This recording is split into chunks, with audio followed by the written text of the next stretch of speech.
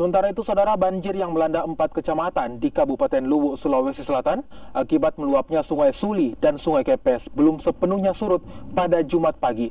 Banjir masih merendam sebagian rumah warga dan tanaman padi milik petani, dan dalam hal ini sebanyak 500 hektar tanaman padi terendam banjir. Banjir akibat luapan Sungai Suli dan Sungai Kepe di Kabupaten Luwu, Sulawesi Selatan, Jumat pagi berangsur surut. Namun, sebagian rumah warga masih terendam banjir. Ketinggian banjir masih mencapai 20 cm di sebagian rumah warga di Kecamatan Suli. Sebelumnya, banjir terjadi di 4 kecamatan, yakni Kecamatan Larompong, Kecamatan Larompong Selatan, Kecamatan Suli, dan Kecamatan Suli Barat.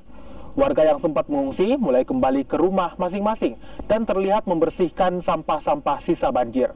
Warga berharap bantuan pemerintah untuk menangani daerahnya yang kerap terjadi banjir akibat meluapnya Sungai Suli dan Sungai Kepe. Badan Penanggulangan Bencana Daerah atau BPBD Kabupaten Luwu menyebutkan ada 500 hektar persawahan di 4 kecamatan terendam banjir.